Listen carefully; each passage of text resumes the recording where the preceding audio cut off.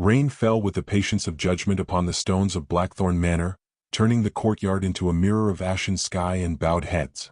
Villagers gathered in a restless crescent beyond the iron gates, their cloaks darkened, their whispers sharper than the weather. Servants stood apart, pale with a dread that etiquette could not disguise. No bell rang, no steward called order. The morning itself seemed to hold its breath as the ducal carriage rolled through the archway and halted before the steps. Its door opened with a measured finality. The Duke descended as though stepping into a painting already composed for him. Tall, spare, gloved, his coat immaculate despite the rain's insistence. Authority did not cling to him like ornament, it moved with him, quiet and inevitable. He surveyed the scene once, briefly, and if you like my content, don't forget to subscribe, give this video a thumbs up, and share your thoughts in the comments. The murmurs thinned to a nervous hush. This was not a man accustomed to spectacle. This was a man accustomed to endings. They brought her forward without ceremony. A shawl of coarse wool hung from her shoulders, sodden at the hem, hiding the thinness of a nightdress beneath. Her wrists were bound, but her spine remained unbent, and it was this, more than the rope, that unsettled those who watched. Lady Eleanor Whitcombe did not weep. She did not plead. Her gaze, steady and gray as the morning, lifted to meet the Duke's as if she were greeting a guest at her own door. Someone behind the gates hissed the word murderess. Another voice muttered that her husband had been found cold before dawn, his throat dark with the proof of violence. The syllables passed through the crowd like a draft through a chapel, chilling every ear. Eleanor did not turn toward the sound. She seemed to listen only to the rain, which stitched a fine, relentless pattern between earth and sky. The Duke approached. Mud took his boots without complaint. He stopped an arm's length from her and studied her face with a scrutiny that was neither cruel nor kind. He had expected hysteria, perhaps defiance, perhaps the pallor of guilt. Instead he found composure so complete it felt like defiance in another form. Her mouth held a line of quiet resolve. Her eyes did not flinch from his. "Lady Whitcombe," he said, and his voice carried easily through the wet air, low and precise. "You understand why I am here." "I do, Your Grace," she replied. Her tone possessed the faintest warmth of courtesy, as though she addressed him across a drawing room rather than a courtyard primed for condemnation. "You come to conclude what the night began." A murmur stirred at this, uneasy, unsatisfied. The Duke's gaze did not waver. "You stand accused of killing your husband." "I stand where I have been placed," she answered. Rain threaded itself into the silence that followed. The Duke found, to his quiet irritation, that her stillness demanded more of him than any protest would have. He gestured toward the doors. "We will proceed inside." As the constable turned her by the elbow, the shawl slipped a fraction from her shoulder. It was a small betrayal of fabric, nothing more. Yet in that brief disarray, her sleeve dragged across the rope at her wrists and fell back. The Duke's attention caught there, arrested by something pale and uneven against her skin. Scars. Not the thin, accidental lines of household mishap, but older marks, layered and deliberate, like cruel handwriting preserved upon flesh. They circled her wrist in faint ridges, half-hidden, wholly unmistakable. The sight was gone as quickly as it had appeared. The shawl settled, the sleeve obeyed gravity once more. But the image remained, vivid and unwelcome. He did not speak of it. He did not allow his expression to alter. Yet something in his posture shifted, a minute recalibration no one else could have named. He stepped aside to let her pass, and for the first time since his arrival, his gaze followed her not as an official escorting a criminal, but as a man attempting to reconcile what he had seen with what he had been told. They crossed the threshold into the manor's dim hall. The air smelled of extinguished fires and old polish, of a house that had learned to endure rather than welcome. Portraits watched from the walls with cracked varnish eyes. A carpet, once rich, lay worn into submission by years of quiet traffic. Eleanor walked without hesitation, as though the path were etched into her memory, and the rope at her wrists were merely an inconvenient accessory. The Duke dismissed the gathered servants with a glance. Their relief was indecorous, almost audible. He indicated a narrow antechamber off the hall, a place of small windows and heavy chairs. The constable hesitated, then obeyed the Duke's unspoken command and left them with a respectful distance. For a moment, only the rain spoke, tapping insistently against the glass. Eleanor remained standing. The Duke removed his hat, not from courtesy, but from the need to think without the weight of ceremony pressing upon his brow. "You show remarkable calm, madam," he said. "I have had practice," she replied. The words were simple. Their meaning was not. He studied her again, this time allowing his gaze to travel with greater care. The faint hollows beneath her cheekbones, the fragile dignity of her posture, the way her fingers curled slightly as though bracing against a remembered pain. She did not look like a woman who had awakened with murder in her heart. She looked like a woman who had awakened to something far older. "You do not ask for mercy," he observed. "Mercy is a gift," she said softly. "I have not known it well enough to expect it." Outside, a low rumble of voices rose as the crowd waited for news, for spectacle, for confirmation of their righteousness. Inside, the Duke felt the first quiet tremor of doubt pass through his certainty. It was not yet a change, not yet a decision.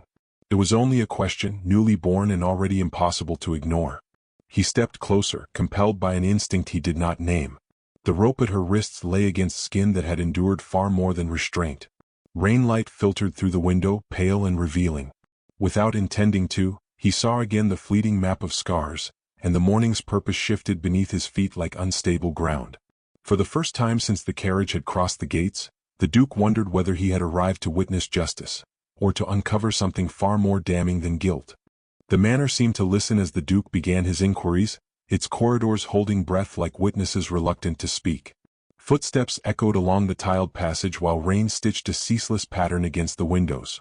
Eleanor remained in the antechamber under a constable's quiet watch, and the Duke moved through the house with a measured calm that concealed the disquiet forming beneath his composure.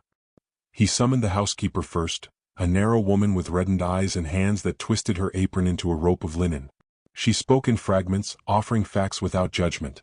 The master's temper, his debts, the visitors who came late and left earlier, the doctor who had not been paid in months. When the Duke asked whether Lady Whitcombe had ever complained, the woman shook her head. "She was not one for complaints, Your Grace," she whispered. "She endured." The word lingered in the air like dust disturbed by light. A footman followed, younger, pale with the shame of knowledge long withheld. He confessed to hearing raised voices through walls too thin to be discreet.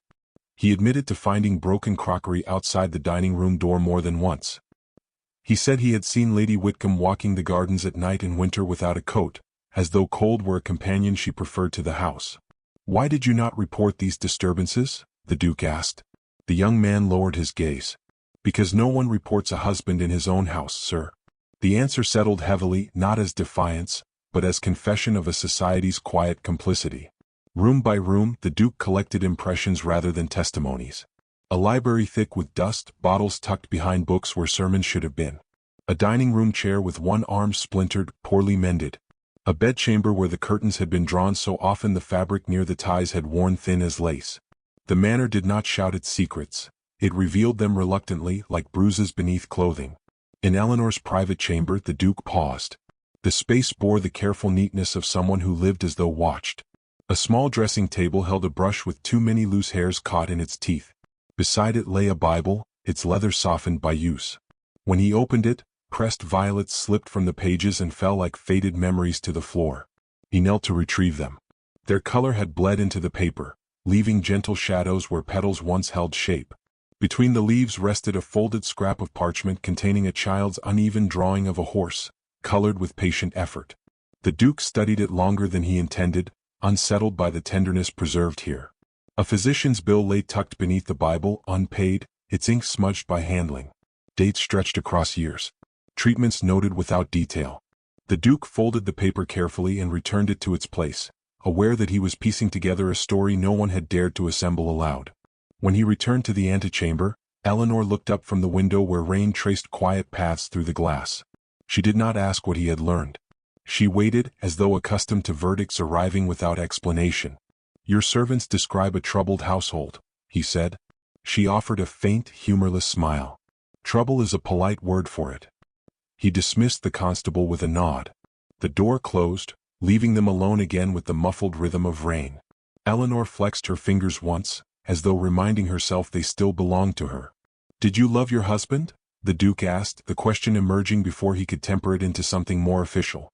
"I fulfilled my vows," she replied. "Love was not required for that." He watched her carefully. "You do not deny killing him." "I do not deny that he is dead." Her answers were neither evasive nor revealing. They existed in a narrow corridor of truth that frustrated certainty. The Duke stepped closer, compelled by the need to understand the woman before him rather than the accusations surrounding her. "Why will you not defend yourself?" he asked. She turned from the window at last. Because defense implies hope of acquittal. I have learned not to hope for what is never given. As she spoke, the shawl slipped again from her shoulders, caught briefly on the back of the chair. She reached to pull it free, and the movement lifted the thin fabric of her dress across her back. The Duke's breath stilled. Faint lines crossed her skin in a lattice of old wounds, pale and deliberate. They were not accidents. They were not recent. They spoke of heat and pain and a cruelty administered with patience. Eleanor felt his gaze and stilled, her hand hovering near the shawl as though uncertain whether concealment still mattered. For a long moment neither of them spoke. The rain outside seemed louder, insistent, as if urging acknowledgement of what stood between them now. The Duke's authority, so firm upon arrival, felt suddenly fragile in the presence of evidence no law had recorded. "Who did this to you?" he asked quietly. She met his eyes without flinching. "A husband has many rights, Your Grace." The words were spoken without bitterness, which made them more terrible. He understood, with a clarity that left no room for comfort, that the true scandal in this house was not the man who lay dead, but the life that had preceded his death unchecked and unseen. Outside, the crowd shifted restlessly, hungry for resolution. Inside, the Duke felt the axis of the case turning, not toward guilt, but toward revelation. Eleanor drew the shawl back around herself with slow dignity, as though wrapping more than fabric around her scars. "I did what was required of me," she repeated softly, and this time the statement no longer sounded like confession, but like the beginning of a truth the Duke was no longer certain he wished to hear. The study was lit by a single taper that leaned in its brass holder like a tired sentinel, casting wavering gold across shelves of neglected volumes. Rain fretted at the tall windows with patient fingers, and the fire in the grate whispered rather than burned. The Duke closed the door with deliberate care, sealing the room from the distant murmur of the crowd and the heavier silence of the house. For the first time since dawn, he stood with Eleanor Whitcombe without witness, without protocol, without the comforting armor of spectatorship. She remained near the hearth where the warmth touched her cheek and left the rest of her in shadow. The shawl hung from her shoulders like a weary concession, and her bound wrists rested lightly against the fabric as though she had forgotten they were tied. When she lifted her eyes to him, he saw not fear, but a fatigue so profound it seemed to have settled into her bones. "I have dismissed the guards," he said, setting his gloves upon the desk. "You may speak without restraint." A faint breath passed her lips, almost a laugh, almost a sob. "Restraint is not easily dismissed, Your Grace. It lingers long after ropes are removed." He studied her a moment, then crossed the room and, with a hesitation that surprised him, untied the cord at her wrists. The fibers loosened and fell away. She did not rub the marks they left. She simply let her hands hang at her sides as if uncertain what freedom required of them. "Sit," he urged gently. She obeyed, lowering herself into the chair opposite the fire with the careful grace of someone accustomed to conserving strength. He remained standing for a moment, then took the chair across from her, close enough that the firelight caught the gray in his eyes and the pallor in hers. "You said you did what was required," he began. "Required by whom?" She watched the flames rather than his face. "By survival." The word hovered between them, fragile and absolute. "My husband," she continued, her voice quiet but steady, "was not a man of sudden tempers. His cruelties were patient, considered. He believed pain was a form of instruction." Her fingers tightened slightly in her lap. "He wished to correct what he called my deficiencies." The Duke listened without interruption, his expression grave, his posture inclined toward her as though proximity might steady what he was hearing. "He disliked that I read," she said. "So he locked the library. He disliked that I walked in the gardens, so he barred the doors after dusk. He disliked that I spoke to servants kindly, so he dismissed those who answered me with warmth. Each small pleasure was removed with the care of a gardener pruning a plant he intended to shape by force." She swallowed once, and the sound seemed loud in the hush of the study. When deprivation did not produce the obedience he desired, he turned to other methods. The Duke's jaw tightened. "The scars." She nodded. At first he claimed they were lessons. Later he ceased to justify them at all. Rain tapped harder against the glass, a soft insistence that matched the quickening of his thoughts. He had seen war wounds, the aftermath of accidents, the marks of disease. These were different. These were deliberate signatures left by one human upon another. "He kept irons by the hearth," she said. "Not always for fire. Sometimes only to remind me they were there." The Duke felt a pulse of anger rise so swiftly he had to steady himself against it. "Why did you never seek help?" She looked at him then, truly looked, and there was no accusation in her gaze, only weary clarity. "From whom, your grace?" A wife's complaints are often interpreted as hysteria. A husband's authority is rarely questioned inside his own walls. I learned quickly that silence was received with more comfort than truth. He lowered his eyes briefly, absorbing the indictment hidden within her calm. "The night he died," she went on, "he had been drinking since afternoon. He spoke little at dinner. That always meant the evening would be worse." Her voice did not tremble, but something in it thinned as though stretched over a memory too sharp to touch. "He came to my chamber after midnight. He carried one of the irons." The Duke felt the room narrow around them. The fire seemed to recede, leaving only her voice and the images it summoned. "He said he had grown tired of my quietness," she said. "He wished to mark me where it would show, so that I might remember my place when I dared to forget it." Her hand lifted unconsciously toward her collarbone, then fell again. "I begged him not to. Not for mercy. Only for delay. I told him the servants would smell the burning cloth in the morning." He laughed. The Duke did not realize he had risen from his chair until he felt the edge of the desk against his palm. "What happened then?" She inhaled slowly as though drawing courage from the air itself. "He pressed me against the bedpost. The iron slipped in his hand when I struggled. It fell to the floor. I do not know whether I pushed him or whether he lost his footing. I only know that he struck his head against the corner of the chest as he fell." The study seemed to tilt with the simplicity of it. "He lay still," she said. "I thought he was pretending. I waited for him to rise. When he did not, I touched his throat. There was blood on my hand." She paused. "I did not scream. I did not call for help. I sat beside him until the sky began to pale, and I understood that nothing in my life would ever be the same again." The Duke's breath came measured and slow. "You did not strike him?" "I did not intend to kill him," she replied. "I intended only to live through the night." The words fell into the room like a verdict of their own. He moved closer without thinking, compelled by something deeper than duty. The firelight revealed the quiet devastation in her expression, not wild grief, but the exhaustion of someone who had endured too much for too long. He removed his gloves entirely and set them aside, an unconscious shedding of distance. "Madam," he said softly, "the law I carry suddenly feels unworthy of you." She looked at him with faint surprise, as though unused to hearing kindness spoken without condition. "The law is not made for women like me," she said. "It is made to preserve the comfort of men like him." He could not deny it. The truth of her words pressed against his chest with uncomfortable familiarity. Outside, the crowd's impatience swelled, voices rising and falling like a distant tide. Inside, time seemed suspended, held between confession and consequence. The Duke understood, with a clarity that startled him, that the decision before him was no longer a simple matter of guilt or innocence. It was a reckoning with the boundaries of justice itself. He stepped to the window and looked out at the rain-blurred courtyard where the gallows waited, stark and patient. Then he turned back to her. "I have the authority to delay the execution," he said. She regarded him steadily. "Delay is not salvation." "No," he agreed. "But it is the beginning of it."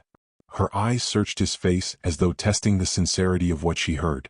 For the first time since he had arrived, a fragile uncertainty entered her expression. Hope, timid and unwanted, seemed to hover near her like a bird unsure where to land. "You would risk your reputation for me?" she asked quietly. "I would risk it for the truth," he replied. A long silence followed, charged not with fear but with the gravity of choice. The Duke crossed to the door and laid his hand upon the latch. He paused, glancing back at her, and in that moment something unspoken passed between them, an understanding born not of romance but of shared recognition. He opened the door to the corridor where the constable waited. "The execution is to be postponed," he said, his voice firm enough to carry beyond the walls, "until I have completed my investigation." The words traveled swiftly, carried by startled servants into the hall and beyond, until the murmur outside shifted into audible confusion. Behind him, Eleanor exhaled a breath she had not realized she held. And as the Duke stepped into the corridor to confront the gathering storm of protest, he knew with unsettling certainty that he had just set himself against not only a crowd, but an entire order of unquestioned beliefs that would not yield quietly.